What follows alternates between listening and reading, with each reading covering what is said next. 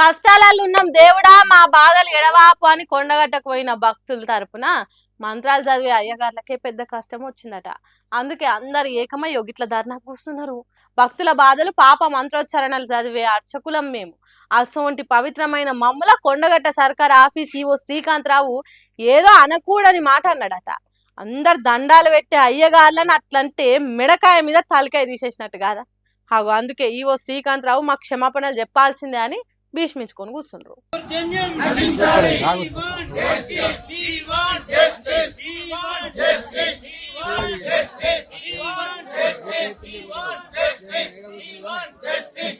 ఇంతగానం పట్టుబట్టి కొట్లాడాల్సిన పరిస్థితి ఎందుకు వచ్చిందంటే ఏపీ మంత్రి నారా లోకేష్ పుట్టినరోజని శుక్రవారం నాడు టీడీపీ కార్యకర్తలు కొండగట్టుకు పోయి పూజలు చేసిండ్రట. మరి దానికి ఈ అయ్యగారులు సాయం చేసిండ్రో ఎట్లనో తెలియదు కానీ రూల్స్ పాటించకుండా గుడిలకు పార్టీ కార్యకర్తలను ఎట్లా రానిచ్చిండ్రు అని నోటికొచ్చినట్టు మాట్లాడిందట.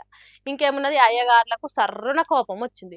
నిష్టతోని నిఖార్సైన మంత్రాలు చదివే మమ్ములను దూషించినట్టు మాట్లాడతావా అన్నట్టు గుడి బయటికి వచ్చి ఈవోకు వ్యతిరేకంగా ధర్నా చేసిండ్రు.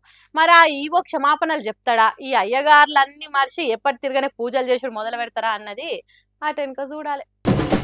కోరికలు తీర్చమని కొంగు జాపపోతే కొత్త బాధలు వచ్చి కొంపలు మునిగినాయట. అట్లనే అవుతున్నది మేడారం జాతరలా అని అంటారు గిరిజన భక్తులు.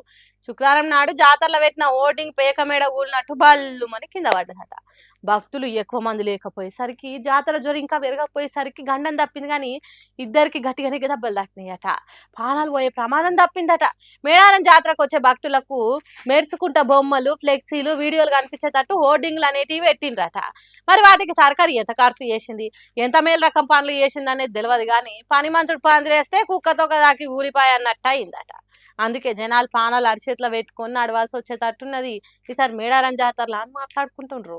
కోరికలు తీర్చే కొంగు బంగారం మేడారం జాతరకు పోతే చిత్తం శివుని కాడ, భక్తి చెప్పుల కాడ అన్నట్టు ఎప్పుడు ఏం జరుగుతుందో తెలియని రోజులు వచ్చాయి కదా అని అంటుర్రట. మేడారం పోయి ఓటింగ్ కూలుడు చూసిన జనాలు ఏం కష్టాలు ఏమో పోండ్రి.